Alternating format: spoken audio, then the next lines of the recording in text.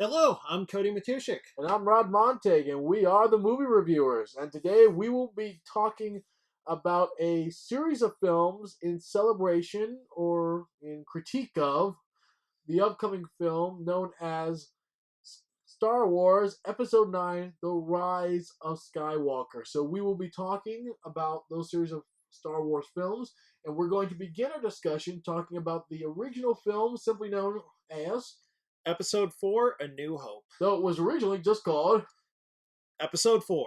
It was just called Star Wars. Was it? Nope, they never had an episode. Originally, it was just Star Wars, and then That contradicts what George Lucas said during the interview. he had it written that way Right. as Star Wars: The Episode 4: A New Hope, but that was never its official title. Okay. Its official title in the marketing was just Star Wars. Okay. It was never originally called Star Wars: A New Hope. When they started realizing, hey, there's money involved, that's when they were like, hey, sequelitis. Star Wars Episode 4, A New Hope. But originally, on the original cover art, box art, comic book art, everything you could imagine, it was only known simply as Star Wars. Okay. Everything.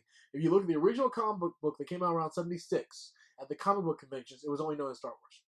There was no episodic numbers anywhere. The novelization didn't have episodic numbers or a subtitle. It was simply known as Star Wars. Because everybody thought this was really going to be a one-off, a one-shot deal.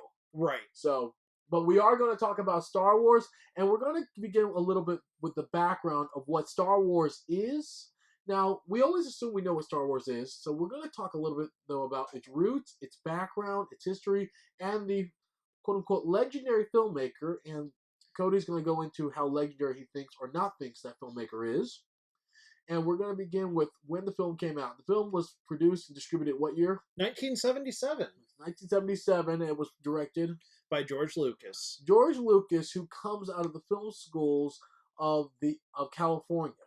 Yep. And so the film itself, of course, has become iconic for so many reasons. But I want to talk a little bit about its director to understand the character of the film itself, because we kind of forget that there are two things about this film. That was directed by a guy who had a very specific character and worldview, and that the films are in many ways an extension of who he is in that worldview, okay? And how he views not simply the film industry, but how he views characters and people and human emotions, okay? And that person is George Lucas, okay? George Lucas originally comes out of California. He was born in 1944. He was born in excuse me. He was born in California, Southern California, and was part of a large car culture of that time period, okay? He knew really from the get-go that he wanted to create or produce some sort of art. That's something that he's spoken about a number of times. And he was very excited about that idea. He started out in film school with a lot of experimental works, including what became his first film, which is THX. Okay, THX 1138.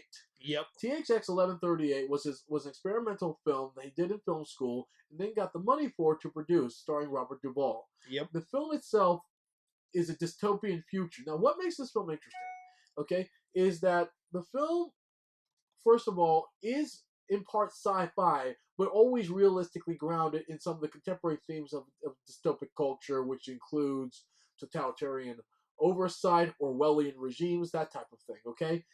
It was not a success, but what's interesting about George Lucas as a filmmaker is that he experimented with not only themes, but he experimented with story arc and angles, but also film angles. He would use extreme close-ups, long distance shots to tell his story. He was a filmmaker that was very much inspired by the works of people like Kurosawa from the 1950s. People who didn't just tell their stories through exposition, like, as a story, we must do this, the character must say that.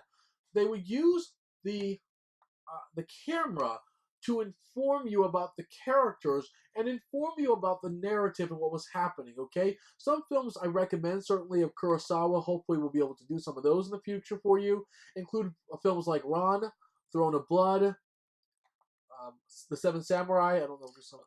Oh, those were the big ones that actually were distributed in America. So there was a number of these powerful films that came out that used the camera as a way to tell narrative. That's not done anymore. That's really something that comes out of that generation of great expert filmmakers. Most filmmakers today are not that expert. They would rather let exposition and a static image with everything happening on the screen at one time tell the story. So you never see the camera really move. George Lucas liked to use the camera as a way to tell his story. So you rarely do you see his camera stay in one place. He's usually pushing you or guiding you in terms of where to go in the story. You see a lot of that. And you see a lot of his influence from D.W. Griffiths also and Yes. his film techniques. Okay.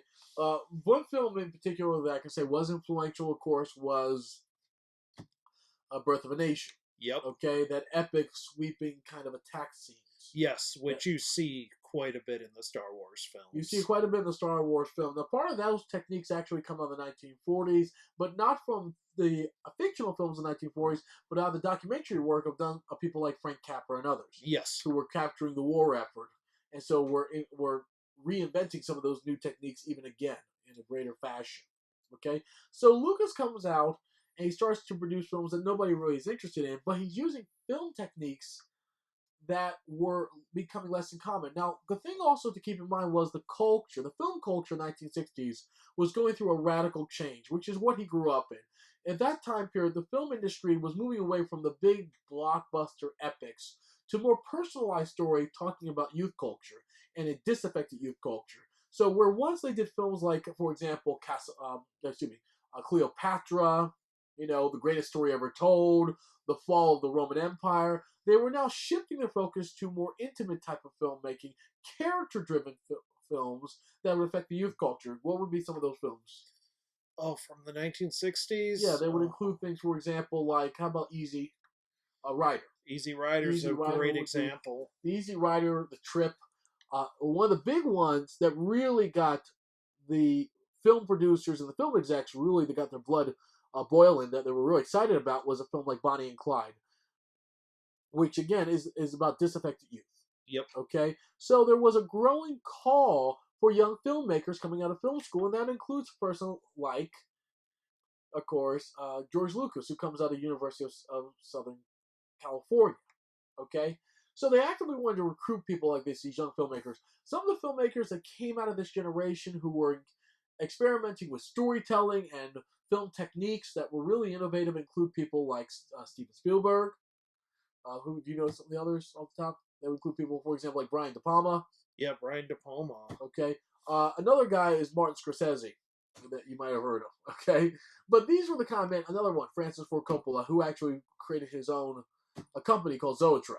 Yep. So a lot of these are some of the major filmmakers. There were a bunch of others too. Roger Corman's even another one, who was both a film producer and director. So there's this whole line of filmmakers that were emerging in the 60s that were that were considered unconventional for their generation. But you can see in all their films that they're eyeing all these other directors, because you see techniques that Spielberg uses that George Lucas used. You see techniques Spielberg used that Lucas uses. And that's why they did so great when they actually worked together for a few films. And the other thing that's interesting about them is that they were influenced not simply by American films, but particularly French and Asian cinema, which was not Spanish common. films also. Spanish and Italian. Yes. Spanish and Italian films, okay? That includes people like Clint Eastwood, who eventually became filmmakers a little later, but in the 70s and 80s. Yep. Okay? You see also some of those techniques. But particularly when you look at like George Lucas's films and you look at early Spielberg, I would say, not later Spielberg, you see a lot of Japanese definitely. and ideas in there, I would say. So, and with Spielberg, you see the Japanese techniques with the animations. With the animations. That he does. But what's interesting about this generation, however, is that they are, however, and I really want to focus on Lucas and Spielberg because they're kind of two sides of the same coin a little bit, is that they were, however, very much nationalistic in their ideas about film. They very much wanted to hone in on about identity politics and belief systems and what made that person who they were.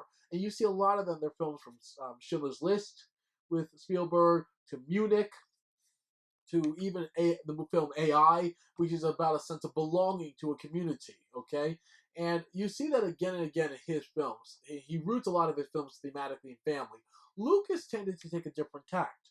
Lucas tended to look for epic grand storytelling because he was attracted to the serial art of storytelling, looking at the works of Flash Gordon, Batman, Daredevils. That's, by the way, a great series. By the way, Yes, it the is. Daredevils. Or was it called? What is it called? The Red Daredevils. I'm trying to remember the original title. It was a long time ago that Oh, I I saw. just remember it as the Daredevils, and that's how That it's made advertised as that's now. okay. It's been a while since, guys, I've actually seen the Daredevils. It's because it was these were, and with Daredevils of the Red Circle. That's it. That's it. Daredevils of the Red Circle from 1939. By the Yep. way, well worth checking out in my opinion. Oh yeah, I've thought about. I definitely. actually need to get a copy of it, to be fair, because it's out now, guys, on disc, and I need to get a copy of it.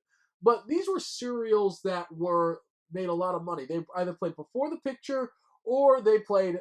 They would play as part of a double feature. They were cheap. They were part of that cheap Hollywood of the 1930s and 40s, right? Those Oh escapist yeah. fiction. Actually, my personal favorite that I have, though I do need Daredevils, and I need to go back and watch it again. Another one, which is a big influence for me personally in terms of my own storytelling and interest, is the Dick Tracy series Oh, from the that's a great 1930s. one. I actually have the entire collection. And the These, cereal is great too. that's what I have. I have the Yep. serials and I have all the movies. I have the movies, I have the serial from the 30s and the movies from the 40s. They're really good, guys, and they're a lot of fun. But for a generation of people like Lucas, they saw them on television because they grew up in the late 40s into the 50s watching television and watching the reruns of these films and these short and these very cheaply made films. But they wanted now to do it with A-level talent. Right. And so what you have here is, in some ways, in Star Wars, to be honest with you, and it's going to sound odd, but what you have here is a glorious B movie in Star Wars. I mean, I know we don't think of Star Wars that way today, but Star Wars' roots is really somewhat unseemly in that regard. It comes from that cheap filmmaking. If you look at the original Star Wars, it in many ways carries some of those elements. Cheap cast, outsiders who are trying to find how to do it on a budget. Everything is on a budget. Now, are we going to discuss the reason why it was a B movie? Well, I'll let you go ahead. You discuss it. George Lucas originally pitched this grand idea with a half-written script, and I do mean saying half-written is generous. Would Well, you? it was actually more of an annotated outline, if I remember It correctly. was. It was a very rough outline with Right. only a few actual pages written, but There there's a was some lot of dialogue, but most of it was descriptions. descriptions and pictures. Descriptions and pictures. Well, we'll get into some of that too.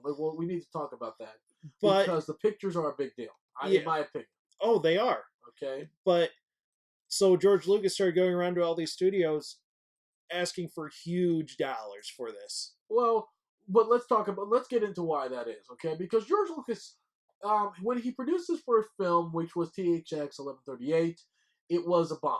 It was not successful. It wasn't critically successful, and it wasn't. It really was a film of potential that had not quite been honed yet. I think it's fair to say. Oh yeah, definitely. Okay, and what happens, interestingly enough, is that he then goes right against type because Coppola said, "Why don't you do a silly comedy?" Yep. And so he did. And that comedy ends up being the film American Graffiti. And American Graffiti, when it comes out in the early 70s, stars people like Ron Howard, and it's about his own experience in Southern California. There's an authenticity to it, but even how the film is shot, you see the roots of Star Wars there. Okay? For example, one thing that occurs is how he uses the cars. The cars are a way to talk about characters, the types of cars, how they drive, how they move. You see some of that. His use of, for example, the moped. Yep. That Ron Howard uses, where he slams right into, I think it's a set of newspaper stands. Yep. Outside the restaurant, right? Yep.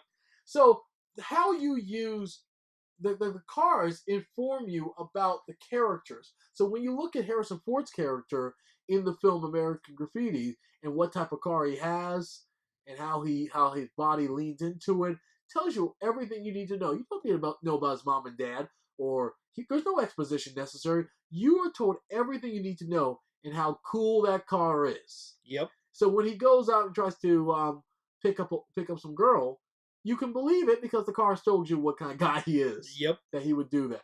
So there are these kind of small little nods that you see again and again, and that would show up in Star Wars. Okay.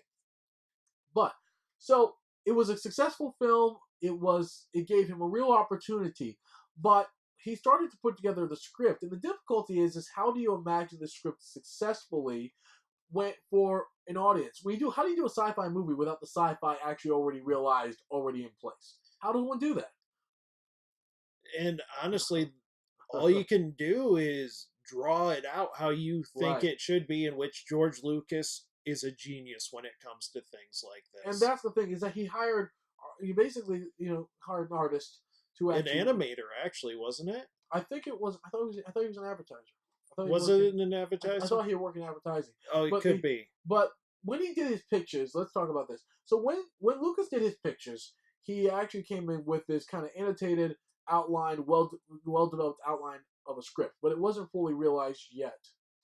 Um, but what he did is that he had these visuals attached to it, and they're available online, and I certainly encourage you to look at them. But the early conception of Star Wars, a lot was not done by George Lucas. It was done by the artist Yep. who actually created the work. Okay, um, and I just want to check really quick here because his name has been Ralph McQuarrie. That's gonna drive me Yep, crazy. that's right. Sorry, guys. It's been driving me crazy the last 2 minutes. I had it in my head and it disappeared. If you look at the work of Ralph McQuarrie, and God knows, I really encourage you guys to look at his work. Ralph McQuarrie's work is incredible. It's extraordinary. But if you look at the conceptual art of Ralph McQuarrie, you see Boba Fett in almost perfect form. You see C-3PO almost in perfect form. R2D2. R2D2 in near complete form. The Millennium Falcon. Okay? There's a lot. Cloud City. One wasn't the X-wing.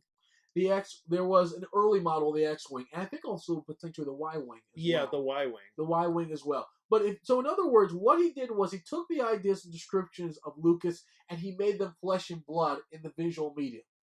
In other words, they were tangible in a way through that art. Okay, even how you would hold a lightsaber, how you hold it out before you in the artwork. Okay, there's a lot going on there. So I do encourage you. Ralph McQuarrie, as much as anybody, is responsible for the look and the feel and the of a lot of these guys, including one Darth Vader. Okay, because you can't just think of Darth Vader's image and size, and we'll talk, of course, about Darth Vader extensively with Star Wars. But it's also, how tall is he going to be? How heavy and massive is he going to be? The proportional weight and size. That was not in the script. And Okay? actually, Lucas and McQuarrie actually argued about his size because They did. because George Lucas had this image of this little person.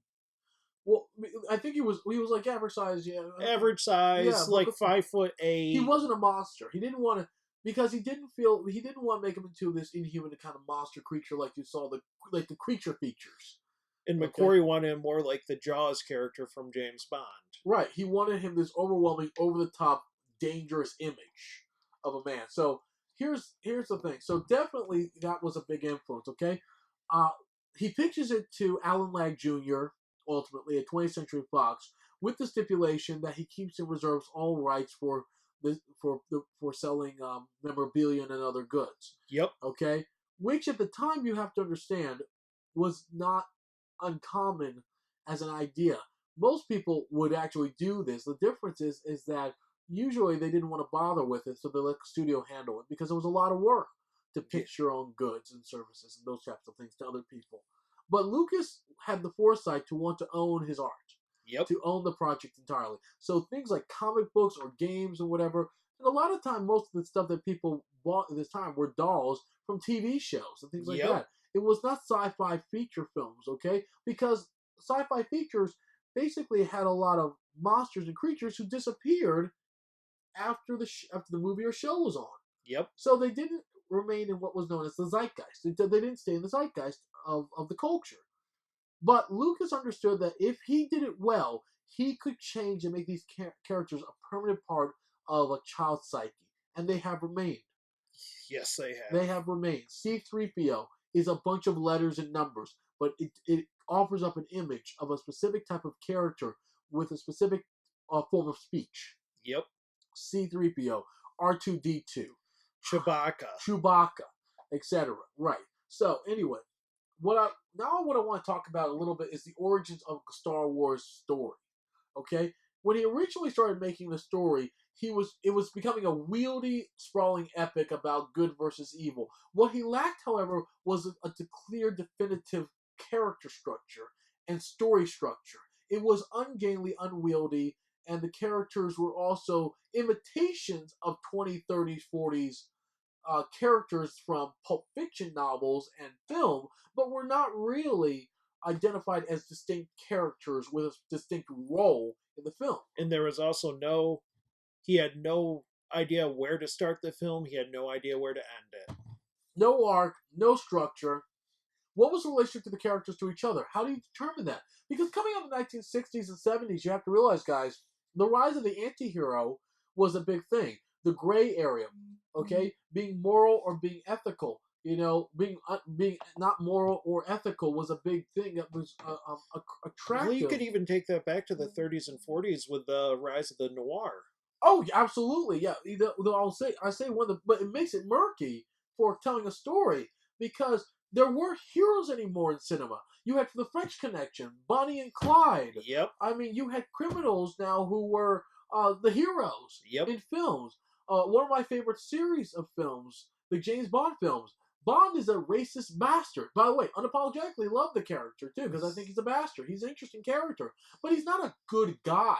Not at all. He's not a good person. He's he's a jingoistic Western killer. And because we've both read the novels. Yes, and he's a double O.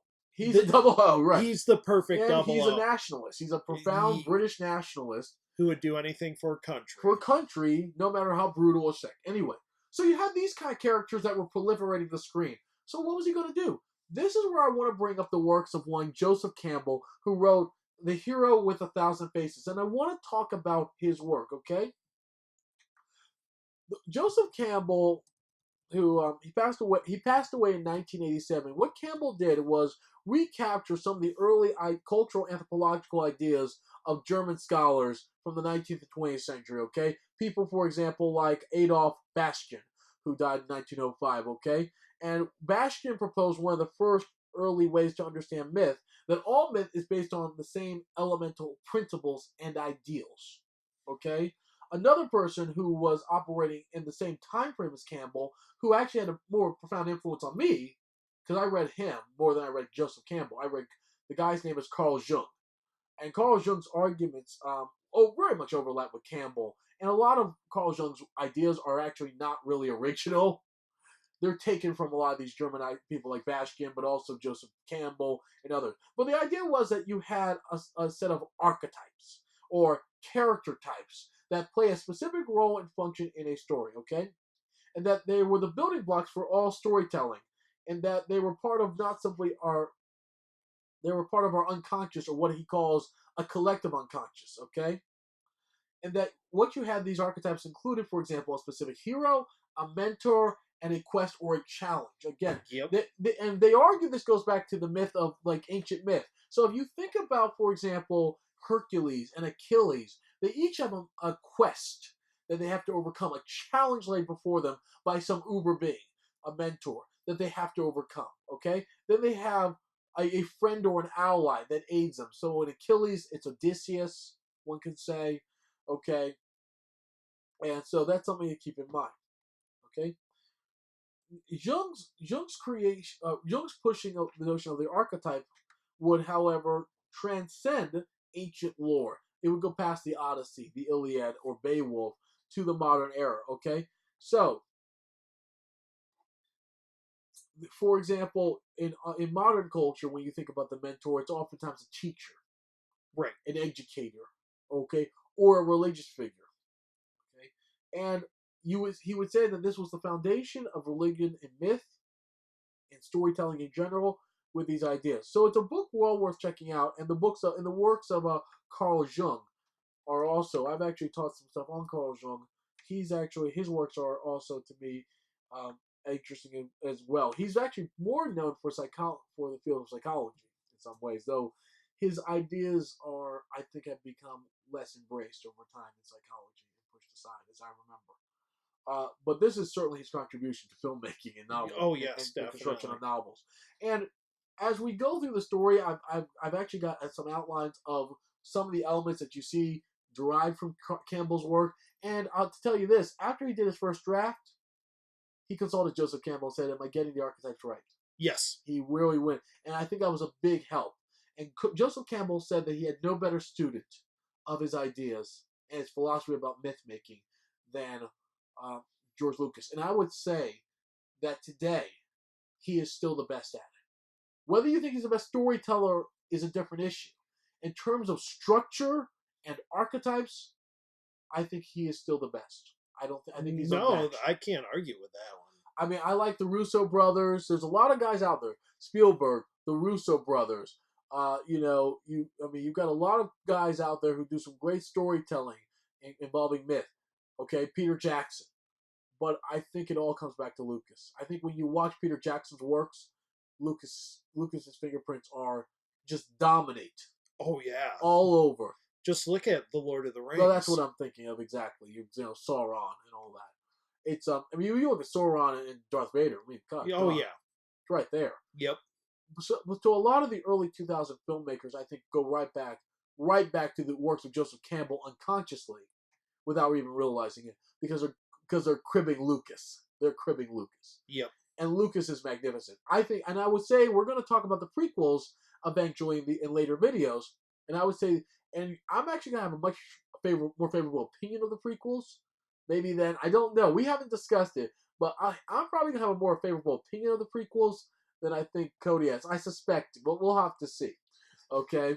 We will see. Okay. But the film gets made in 1977. It's obviously a monster hit, but the merchandising is where it's really at. Oh That's yeah. where the real money's made, right? That's where the real cash, the Scrooge McDuckian cash, is really made. But now that we've talked a little bit about those ideas, the archetype of the hero, the villain, those types of things, let's get into the guts of what Star Wars is, okay? And so, what is the film Star Wars? What is the premise? I'm going to leave that to Cody to talk about. It is a wide-ranging story. It's centered around basically an orphan who really doesn't know anything about who his father is. Right. All he knows is that he has a sibling somewhere else in the galaxy. Okay. Because no, not yet. Not yet. Not in Star Wars. Not in Star Wars. Okay. Empire. Empire. Wait for it. Yep. Empire. Okay. And well, actually, technically, it's not even Empire. It's actually Return. It's actually mentioned at the end. It's not till the end of Empire, because in Empire you have that conversation that happens between the two former Jedi. Remember? Yep. There is another. Right. Yep. That's so it's right. really Return. So let's hold off on that though. But he basically he's a farm. And by the way, the premise is absurd. It's a space farmer who wants to fight an intergalactic battle against an evil empire, and he apparently is the inheritor of a mysterious power known as the Force. Yep. So he has a mysterious power called the Force, and he's got a laser sword that he can use with the Force to see and do things that are almost magical. And he has a magical wizard, a Merlin wizard by the name of Obi-Wan Kenobi. Who's played by Alec Guinness. The brilliant, Academy Award-winning Alec Guinness, who was a profound comedic and dramatic actor. Yes. For decades. Had been some of the greatest cinema that existed. Okay? And then, of course, you also have a smuggler in the form of Han Solo. So we're not going to go through the entire story's premise, but I want to talk about that it's about a hero's journey. One of the critical elements of Joseph Campbell's idea is the hero's journey, okay? There has to be a journey, a challenge over time. And so here are some of the elements that basically that Campbell breaks down. He breaks it down into three parts: the departure, the initiation, the return. Okay? So let me talk a little bit about this. The first word departure has to be a call to the quest. Yep. By some being. In this case, it's done by a princess who has been taken by the evil emperor. This again is drawn right out of the Flash Gordon, where Yep. I think it's her name, Dale. Yeah, I believe Dale. The Dale in the Flash Gordon series is captured by the evil Ming the Merciless. Okay, and Flash Gordon must rescue her. Now in the series, she has to be rescued like every week. Okay, but in this case, this beautiful princess, played wonderfully by one Carrie Fisher, a very good actress in my opinion. So you have the call to adventure. Okay, so with Princess Leia's message calling for aid or help from the wizard, or in this case, the mentor character of Obi-Wan Kenobi. Yep. Okay. Then you have the aid by Obi-Wan, who recruits Luke, who is the farm boy. Okay, in the middle of a place called Tatooine, and they escape together after with the Empire trying to follow them, and they go on a series of misadventures, and they ally themselves with the character by the name of Han Solo, played by the Harrison the Ford. venerable Harrison Ford. Well done performance. And what's interesting about the film and its look. Let's talk a little bit about the look of the film. So let's divert our attention to the look. It's not most sci-fi films, for the most part, were seen as clean and glossy. Science fiction was an age of beauty, of monochromatic colors and looks and feels and sounds and everything else. Correct. So you Yep. think of like 2001. You think of Journey to the Center of the Earth. Yep. Okay, there are a lot of clean lines and looks. What he did was he dirtied it up. He made it a lived-in world with garbage, Yep. with prejudice, with broken down machines. He made this basically a ghetto society a little bit, like it would have been if it was a real world, a real universe. Oh yeah, definitely. And each of the worlds they go to is so unique from the last one. Each one has its own Culture, its own look. prejudices. Exactly. You start on Tatooine, and there's a prejudice against droids. Yep. You start on Tatooine. It looks barren. They filmed it in Tunisia. It's a barren landscape, and the machines you see, the science fiction machines, if you will, technology looks all broken down and like yesterday's parts. Even though it's technology that we ourselves don't possess, in their time period, it's ancient, useless, and broken down. And they show that by showing its imperfections, that it doesn't function properly, like an old Buick from the 1950s or something. And everything on that planet is repurposed. It's repurposed. That's an excellent point. It's a lot of it's been repurposed, reused, and so we can connect to that experience and make it. It feels very real to us. Yes. And that's a brilliant thing of Lucas. Lucas again understands the use of image to tell a story about ethnic prejudice, about class. When you are introduced, for example, to Luke starts out in one single color, and that's what? White. White.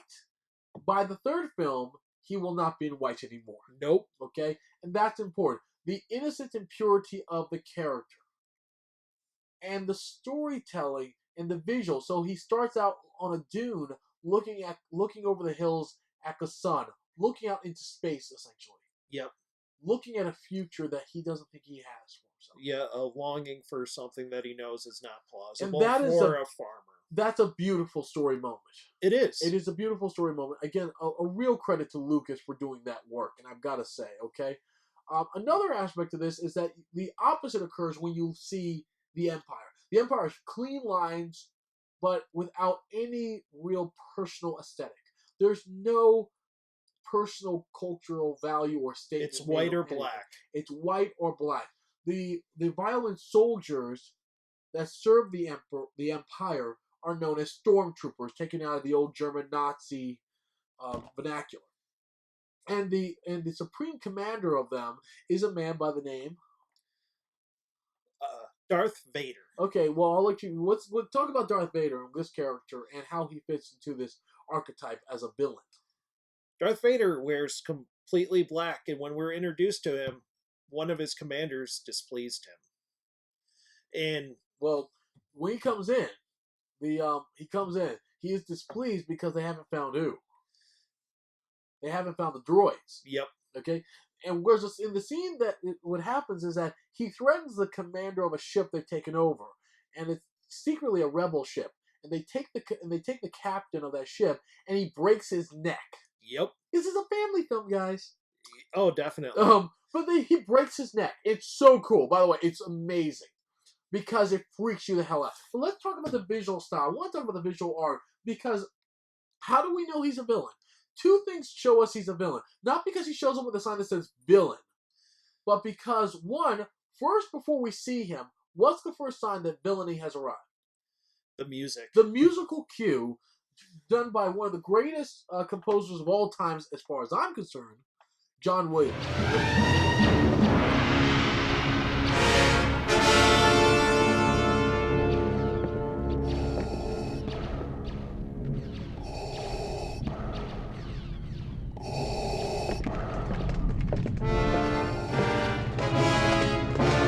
The musical cue first introduced us, but not only that he's a villain, but he's a fearful villain, a man to be feared.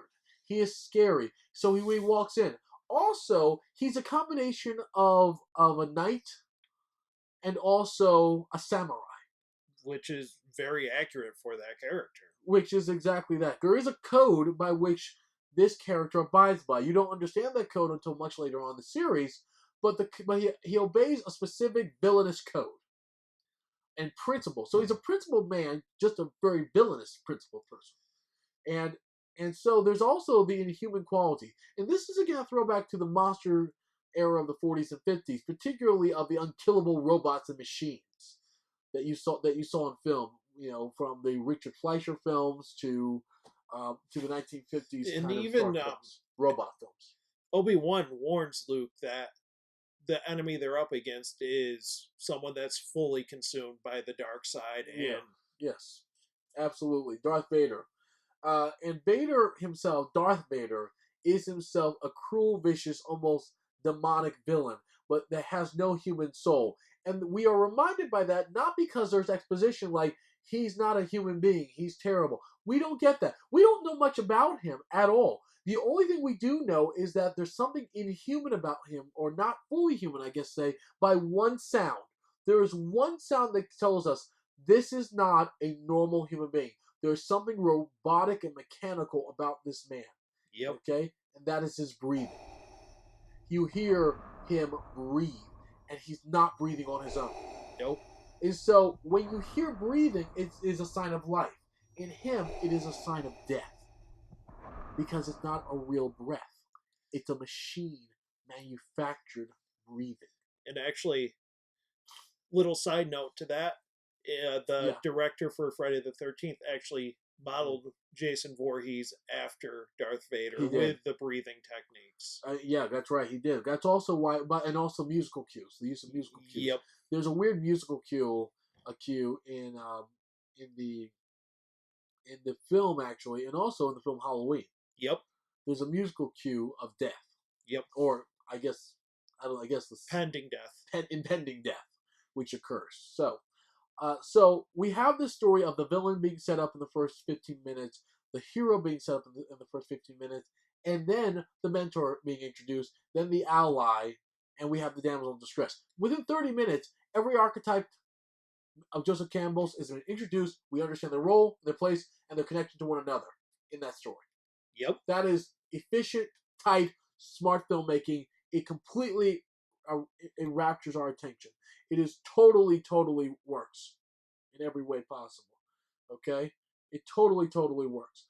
Okay? So the film basically, from that standpoint, starts to work very well and moves at quite a clip, at quite a pace. Is that fair enough to say? Oh yeah, because right after Luke Skywalker is played by Mark Hamill, because we haven't mentioned that yet. Well, I'm going to let you talk about Mark Hamill, because you actually, I think, know, if not as much as I do, maybe a little more. Mark Hamill is a fantastic actor. Wow, you don't hear that often, guys. Okay, I'll let you go ahead. I like Mark Hamill, don't get me wrong. I'm not disagreeing with you. And the reason why I say that is his voice work with the Batman animated TV show. That's much later in the 90s, guy. He was a profound, prolific voice actor. Still is. Yeah. But at this time, he was an unknown actor, as was Carrie Fisher, despite the fame of her family. She came from an acting family. Yep. And Han Solo, played by Harrison Ford, while he was somewhat known, he was really very little known. He was well known by George Lucas. George Lucas. Well, he had some exposure in American Graffiti, but that was really it. Yep. At that time, he was still a carpenter, I think, as his main job, because he was making money. Yeah, he was still making money. Wasn't Apocalypse Now right around? Not yet. Not yet. Not yet. Was that 80? No, that's 79. 79. Okay. 79. So that was a favor. Yep. That was a favor. Yep. Because he went to did Force 10 Navarone. Yep. Which. Yeah, we don't discuss that one. It was not pretty, folks. But anyway, but let's talk a little bit about the character of Han Solo and the performance. Let's talk, because we're going to talk about the performances. Obviously, we've talked a little bit about the visual style of the thing and how he's building up the story. Let's talk a little bit about the characters, okay, and the acting performances, starting with one Mark Hamill. Okay, how would you discuss his performance and define it? In this movie, he played this really naive farmer. Like he wasn't aware of worldly events. Like he was just. How experienced was Mark Hamill at this time? Do you remember? Oh, he wasn't very experienced at all. He was. He'd done only a few small films. He had a few small TV roles, I know, before then. He do softcore. I think he did one softcore film. One softcore film, okay. And so he wasn't well known. And Lucas, and by the way, they made them all audition except for Harrison Ford. But all Carrie Fisher, Mark Hamill, they auditioned. And what they had was great, is that they had these slightly hammy performances. Yep. Because other people just had bad performances. A lot of those auditions, they were just bad. Yep. Have you seen them? Oh yeah. Even the one who did the best was actually Kurt Russell, and he was totally wrong for the part. Yeah. Because he's good. He's actually not a bad. It's not because he's a good actor. And he'd been around forever, but he was so ill fit for the part of Han Solo. Yep. But there's a slight hamminess to the portrayals of these characters that happen to work for this type of story, which would be something that they would struggle with in other filmmaking, much more grounded, realistic type of cinema. You know, cinema verite, things like that. They are ill-fitted for that. But hammy, over-the-top stuff, they're really great for it. Oh yeah, I mean, in my opinion. Okay, but Mark Hamill again plays it with a full gusto. He over-enunciates quite a bit. He overacts. I mean, Carrie Fisher's overacting all over the place. Darth Vader, only you could be so bold. The Imperial Senate will not sit still for this. When they hear you've attacked a diplomat... I mean, now part of it's also because of the dialogue she's been given, but she's also trying to do some, like a weird British accent a little bit that comes and goes. Yeah, there's that, and basically what George Lucas said is channel your mother. Oh, wow. I would not channel my mother at all, particularly her mother. Yeah. Okay. But don't get me wrong, I enjoy some of Debbie Reynolds' movies. I do. Just not Debbie. Debbie Reynolds is, by the way, let's just contextualize for you guys. Debbie Reynolds is the mother of Carrie Fisher. She did, Debbie Reynolds did things like Singing in the Rain, okay, Annie Get Your Gun, some really fine films, but she was very bubbly, where Carrie Fisher is not a particularly bubbly person at that point in her life. Not at all. She is off screen. Yes. Very much off screen. But anyway. So the acting performances are slightly over the top, which fits the scene. The person who brings the most gravitas to the scene, to all their scenes, is Sir Alec Guinness. Sir Alec Guinness. Because he gives the film a reality and a weight to it to keep it anchored. And to be honest with you, the film itself, really relies upon these performances to be strong, as much as the visual arts are beautiful. So what you have, let's talk a bit about the visual look of this, okay? They used quite a few miniatures from what became known as ILM, which stands for Industrial Light and Magic. Yep. And they were creating ships, again, that seemed to be cobbled together. As you said, repurposed, a good word for it. Yep. Okay. One of the main ships in this science fiction fantasy film is called the Millennium Falcon, which is the most over-the-top sci-fi name ever. Which, during filming for this first film, they had to rebuild 4 times because of windstorms. Well, that was their foolishness of doing the whole damn thing outside. But that's a whole other story. Well, that was George Lucas's demand. Well, I don't think he wouldn't even fit. Would he fit into the studio? I don't even think they tried to fit it in a studio. It was a warehouse. They had a warehouse. I mean, pardon my French, but yeah. So you have to realize a lot of the miniatures and the art that was done, guys, it was done commando style. They were taking artists who had never worked on film before and trying to create shots and images using the camera. And here's the beautiful thing about this too: is that they use these motion cameras again to tell a story of these ships coming in and coming out of frame. And it's done beautifully by some of them. And they had some more experienced people in the later films, but a lot of the people who worked on the films in the 76, 77, were completely new to filmmaking. It was really just something that was unknown to them. So they were making up a lot of the rules at the time. It was really something that was unreal, quite frankly, that they were able to accomplish as much as they did with the budget they had and the limitations of the technology in that period. I would say, okay. What would you like to say about the visual arts and style of Star Wars? Oh, everything that was supposed to look ugly looked ugly. Like, I'm just thinking of the bar room, the Okay, cantina. talk about that. Yeah, talk about the look of that. Go ahead. It's basically, think of a intergalactic bar that's like the Double Deuce. Okay, the Double Deuce. I mean, Because honestly, it's nothing but unsavory characters. Right, it is. Tell me that's not true. well, let's talk Everybody wants to fight everybody, and but let's talk about the artistic style of it. How is it lit? it is lit poorly. Right. There's these weird functioning lamps against a few of the walls. That don't really emit light Right. effectively. And They kinda actually, just shoot, because the lights actually do not emit light all over the place. They shoot light downward. yep, So there are dark corners everywhere within the cantina, which makes it a much more ominous place, an uncomfortable place, both for the viewer and for the people going there. In this case, the cantina called Mos Eisley in Star Wars is visited by Luke Skywalker, played by Mark Hamill, and his mentor. It's a dark, vicious, cruel place, and for Lucas to make it work and to shoot it, he uses lighting techniques to give you the feel of where you are now. yep. And actually, the only part that was well lit in Mos Eisley was where the band stage, because basically. it was basically the biggest band on Right. the planet, and Right. so they were featuring them. And then when you look at the aesthetic of, for example, the big secret space station that the enemy has, this big, massive weaponized space station, how it's shot again, it's shot predominantly it's shot back. Yep. So you can get a widescreen shot of these things, right? They wanted a wide purview, so where there was no place to hide. The lighting is aesthetically not pleasing at all. Nope. There is no edge, and every place is lit very well, making it impossible to hide. Everything's on display. And it's a sterile environment. It's a sterile environment. Exactly right. I totally agree. It's a sterile environment. So, so this is really a film that deals a lot with using the sets and the music. And we have not, criminally not, in my opinion, talked about the music of Star Wars. Okay?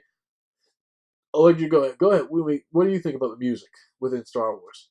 It's probably one of the best soundtracks I've ever heard. Now, it's done by a guy by the name of John Williams. John Williams. Let's talk a little bit about John Williams' background, okay? For one thing, John Williams had been, by that point, almost 20 years in the business. He had been a composer. He had been a conductor. I think he helped to be a conductor for Valley Beyond the Dolls, actually. Yes, he did. Okay? But the other thing about John Williams that was interesting is that he'd already gained a lot of fame, and I think he was on the verge of getting either he had an Academy Award or verge of getting one at that time for Jaws. Yep. Okay, now Jaws comes out what year? You remember the year? I think Jaws comes out in 70. I want to say 70. Make sure I'm right. Okay.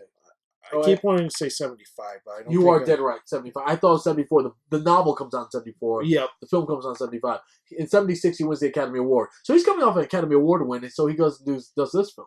Yep. But one thing that he is magical at is creating feelings of giving us a way to feel about characters through his music. Yep. He's probably one of the best at. The last time I saw a guy this good was Max Steiner in the 1940s. Okay. Yeah, honestly, I can't argue with that. And I love Max Steiner, but I think he's better. I think Williams is better at it, in my opinion, because Williams could do it in a major way with a lot, like a Bernard Herrmann, which is very minimalist. Yep. He can use a minimalist soundtrack like Jaws, which is just basically like 2 notes. Dun, dun, Yeah. dun, dun. And it tells you everything you need to know. Or he can go operatic, which is what he does. What's interesting about a lot of science fiction at this time is that there was a big push for electronica, kind of techno kind of sound, artificial drums, artificial beats. We were in the age of disco. in the age of disco, everything was artificial. Even the music and the sound and the singing Yep. was going castrati nearly. You know what I'm saying? He turned around and said, "I'm going to do what is essentially an opera." Yeah. And that's really what he did. He said, "I'm going to do an opera." Okay? And what's funny about it is that he really is taking a lot of his inspiration, in my opinion, from people like Eric Wolfgang Korngold. I wanted to make sure I said his full name because I'm so used to calling him Eric Wolfgang. His name is Erich, if I can do my German, Erich Wolfgang Korngold. And let me talk about this guy for a second and why he's important, I think, to our conversation. He was a early 20th century composer of opera who went into film. Yep. And he did films like Adventures of Robin Hood. And let me tell you how freaking brilliant. We got to do a review of this movie. Oh, yeah, Adventures of Robin definitely. Hood. But let me tell you what Korngold does, and I'm convinced Williams takes it from him, is that he'll take a scene and he lets the music tell you really what's actually happening in the scene, not what the dialogue says. No, I completely agree. That's what Korngold does. And Williams does the same thing. Okay? Williams will take a moment where horrible things are happening. People are dying, but you feel like you're winning. And so the music, it's in its swelling operatic style and nature. It uses string, it uses brass, it uses woodwinds. Yep. It has a profound use of percussion, I would say. And in doing so, it makes you know who you are dealing with in that moment. But what's interesting about it is that it's not from the perspective of the character, oftentimes. It's from the perspective of the audience, Yep. how they should feel about it. So when you hear Princess Leia, played by Carrie Fisher, that's the princess we talked about earlier. When you hear about Princess Leia, the music is informing you how we should feel about her, not how she sees herself. Yeah, no, I And that's completely important. agree. And with all of John Williams stuff, I hear notes of Wagner. Oh, I absolutely agree with you. I think Wagner, and now who's Wagner? Because we do have people out there who are not familiar with opera, and that's fair enough. But who is Richard Wagner? I mean, obviously he's one of the most profound German operatic artists in the late 19th century. But let me tell you why I think your description and use of him is so right on the nose, and why I think you're so right. I'm so glad you brought him up, because Wagner, his premier operas were always about myth. Exactly. They were about myth, and he would create operas that would create a feeling about the story, how you were meant to feel about the story. Yeah, and the reason why I brought him up is because I love Wagner stuff, but all of his stuff he writes knowing this is how the audience is going to react. Like, I want them to feel sad. So what does he do? He writes sorrowful, mournful music for that part. I mean, the music of Wagner, and I mean, many of you have heard it. You may not realize you have heard his music, but you may not realize you have heard his music, but you have. There's no question that you have, because he's written some of the most profound works. Okay, I mean, he worked at the Bavarian Academy of Arts. He did some of the most remarkable thing. The Fairies is a glorious work. Oh, it's beautiful. It's a glorious work. Okay, I was trying to think of the one that I like so much, and there we go. Thank you. The Ring. Yep. Remember that? Yep. Right. Okay. Certainly check his music out, but you do get a sense that he himself is drawing from that myth, his own kind of Joseph Campbell storytelling through song, just as Lucas did. And so they're really on that parallel. So the music actually, ironically, exceeded Lucas's expectations. It was one thing that was exceeding his expectations. Yep. This was a very difficult shoot, guys, for George Lucas. Let's talk a little bit about that. He was constantly behind. There were constant technical breakdowns of the robots and everything else that was going on. His assistant directors weren't filming scenes the way that he told them to. So that was wasting a lot of money and time. Yep. He had to reshoot almost all. They had blown half their budget on the sci-fi effects. And there was also the nasty sandstorm. Well, that's in Tunisia. There was one of the worst sandstorms in the history of Tunisia. It lasted 2 weeks? About 2 weeks, yes. And it damaged everything, including the buildings. and so they had to dig him out. The other problem They actually is had to rebuild Uncle They Owen's had to. shed they did because they rebuilt- couldn't find it. I think when they did find it. Did they find it? Except the problem is they couldn't get it out. They found the top of it. For some reason, I thought that they spent like a half a day looking for it. They couldn't did. even. But they found out it was just like this is where it is. But for us to dig it out would cost so much money. Right. So why bother? The other thing is that in Tunisia, it's hot, apparently. Oh, that's weird. A place in sand? It's the That's Tunisian hot? desert. So they had to take Marines and put them in these big, heavy, clumpy suits of armor. And it was so hot, even the Marines were like, screw that. I mean, they were killing them. It was, let's just say this. This is a cinematic miracle. Oh, yeah, definitely. They were It running out shouldn't of have time. happened. They were running out of money, and 20th Century Fox executives kept getting the bills saying, why the hell is this stupid sci-fi toy show, this kid movie, costing us so much money? It's costing us too much money. Shut it down. And actually, I know towards the end of the shoot, Yes. Lucas gathered up all the crew and actors and said, I really don't know if we're going to get paid anymore.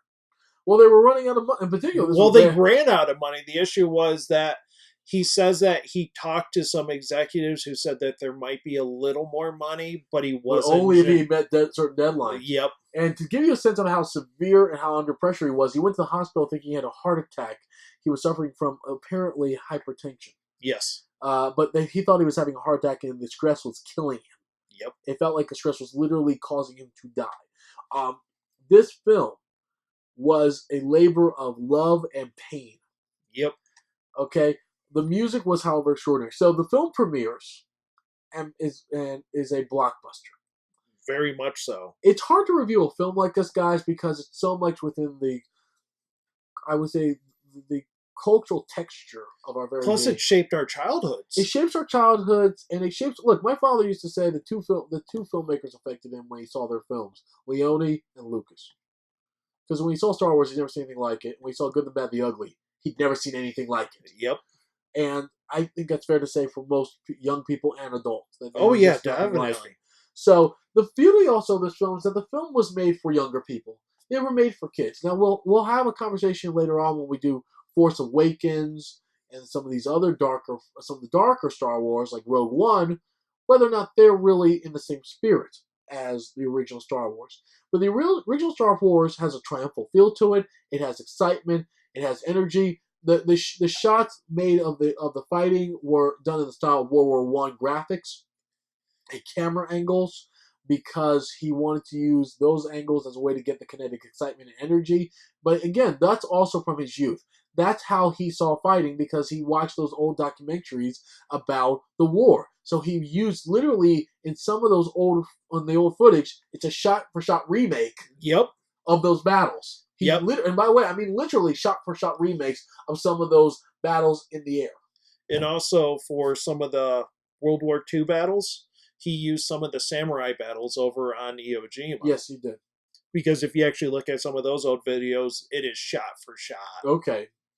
So you have shot-for-shot video of Iwo Jima, shot-for-shot coming out of the aerial battles over the Atlantic. Yep. Okay, so this is a film that has a lot to it and a lot going on, I'd say, okay? What are your final thoughts on this film that you would say to an audience that has never seen it before, given everything we've just spoken about this film?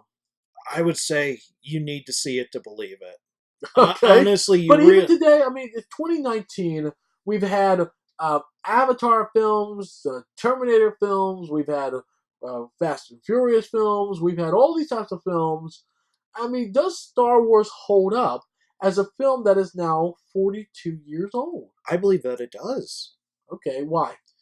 Because Explain to me why that is. John Williams. Okay, all right. If you like any type of music, watch this. Even if you're not big on sci-fi, because the music will draw you in, even if you can associate with the sci-fi elements of it. Do you think the film still amazes? I mean, very little happens in the first film. If you look at it beat by beat of every event that happens, not a lot happens. Not a lot happens, but it sets things up. But they don't know. But no one knows that. at the time they didn't know that, but now we do. Yep. So the thing is, but the problem is we have sequelitis now, where we're so sick of everything being set up by something else. Right. It seems like films are made to be prequels now. Everything's a prequel to some other new film. Right. So, does the film really hold up as an independent film if you never saw another Star Wars film? If you just saw 1977 Star Wars, if we're to evaluate it that way as a film, not for what it is in context to the other films or even to the culture. I mean, I know we've talked about some of that, but does the film as a cinematic experience, if you were to walk into the theater today, put down your 10, 11, 12 bucks, get your ticket, walk into the movie with a popcorn and a soda, and watch this movie as something you've never experienced before, would it hold up? I think it would. Okay, why?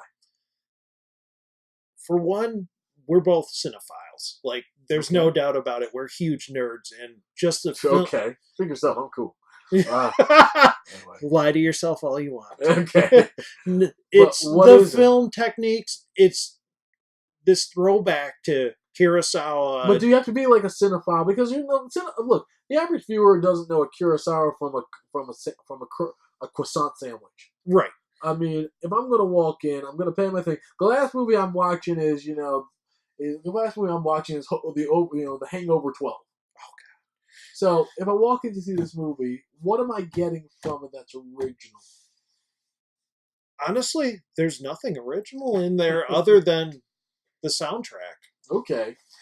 Because it's all film techniques that have been used in other places. And that's the thing, exactly. And so we have to really question. I think it's important to question whether or not this film really holds up because it's had such a tremendous impact upon repeated for either initial viewing. I think repeated viewing it gets a pass because we're so used to it and we like it. But upon initial viewing, I'm wondering about that for our younger viewers out there who would see this film and experience it for the first time. Because I've heard, oh my God, you gotta see Star Wars. You haven't seen Star Wars? Oh my God, you gotta see Star Wars. And they watch it going, I mean, should they temper their expectations or because every time you say you haven't seen Star Wars, people look at you like you're crazy, like you've never heard of math before. Right. You know, you've never heard of North America. It's like some crazy idea. And this is where I'm trying to separate my bias because you have to because we're talking to film people who are either big film fans and know everything about film, or film fans who know nothing about Star Wars, or just even the casual viewer. Should I watch this? Should I not watch this? Is Star Wars worth my time? And that's where I really don't know what the answer is because okay. It's a film we both grew up with. Like it did, but the thing is that because a lot of films where people say that, and the thing is, does the film really belong in the vaulted place it is, or is it a relic? And I can't say it's a relic.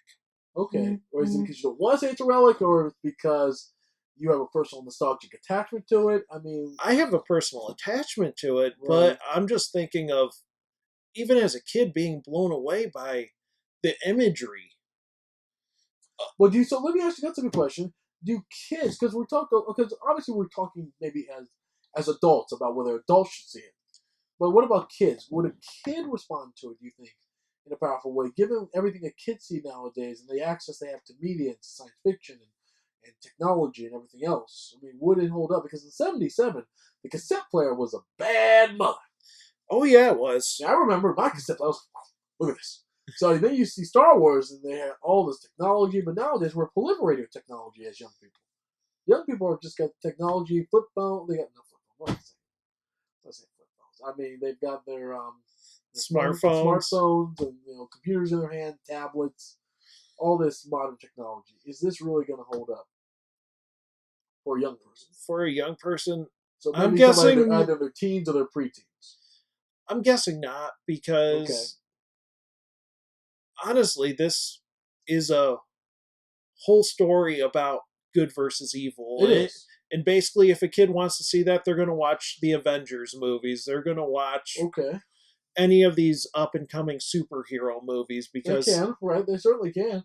I mean, that's certainly because it has all the actors that they know and love that they dress up as for Halloween and. Okay.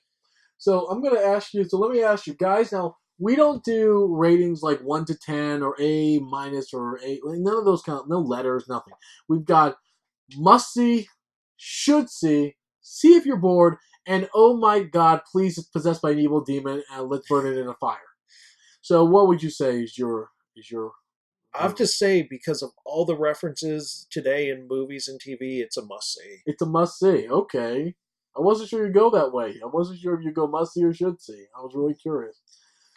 You think because of its influence that people recognize many of the elements. Yeah, and if you watch shows like Family Guy, Orville... But would they find it derivative? I mean, that was a fatal flaw of John Carter, even though it had such a huge influence. Would people find it derivative? I don't think they would, because it's still getting referenced today in TV and movies. It is. In order to get those references, you need to see the movie. Okay. So see the movie because then you'll be culturally up on your references. Exactly. Okay. My rating is interesting because for me it is a must see. I was thinking about should see. It's a must see, but here's why I think it's a must see. And I'm a little bit different than you on this. It's a must see because today those archetypes have become reclaimed. Our culture overtly rejected them in the 80s and 90s. Yes, we really did. We ran away from them. We wanted anti-heroes. We have embraced anti-heroes. Anti-heroes in cinema today largely flop. You see them in a lot of things like Atomic Blonde and a lot of things like that. You see anti-heroes and they're not really prolific in cinema. Where now the archetypes of the heroes have returned. Vin Diesel, the untouchable, unkillable hero of the Fast and Furious franchise. The archetypical hero of the Iron Man. The archetypical hero of Captain America. The archetypical heroes you see today of heroes swooping in against known villainy and destroying it and going on a personal journey. If Iron Man is not Joseph Campbell played out, I don't know what is. Yeah, It plays as a call, Yep. a calling, a journey, a challenge met and overcome. Yep. Captain America, a calling, a journey, a quest, and overcoming. Yep. And a clear villain. Yep. A clear defined villain by its nature. In this case, the Red Skull. Yep. Or Thanos, if you want to go into some of the later Avenger films. I think you really, even if you look at Loki, these were clear villains. Yep. There was no gray or moral question. Ethically, morally, they were clear bad people. We have to stop them. And the journey we go on to stop them. I think you see Star Wars because people will relate to Star Wars for that mythic journey. I think that mythic journey has become prized again. And I think you can watch Star Wars because you are seeing that journey played out in real time again, even though you don't realize that Avengers and all these things derive a lot of that mythos from Star Wars. Yep. So Star Wars seems contemporary because it's now part of that contemporary new audience of people who want myth again. And that's what we have. We have these myths of superheroes. I mean, we did a review once about Untouchable, which is really about the myth of these superheroes played out in real time on Earth. Yep. So I think it's a must-see because it's part of that sort of filmmaking. It's an experience you can have and you can enjoy identifying the villains, identifying the heroes, and taking part in their journeys. It's a simple story. It has to be a simple story for that purpose. When we get to talking about the next episode 5, The Empire Strikes Back, this is where we start to get some texture and some depth of character in those stories. So, Star Wars, definitely a must-see. Anyway, thank you guys very much. Totally check out Star Wars 1977. And as Cody said, blast the music. It is well worth owning. The soundtrack is magnificent. We're very excited. Please come here and subscribe. We will do more and more movies all the time. We do modern films. We do older films. And we'll continue our Star Wars series with the next one in the original trilogy of Empire Strikes Back. Yep. Which is episode 5. Okay? Not directed by George Lucas. Nope. Directed by Irvin Kershner. Yep. We will talk about it next time. Thank you guys very much. I'm Rod Montag, I'm Cody Matushik. and we are the Movie Reviewers.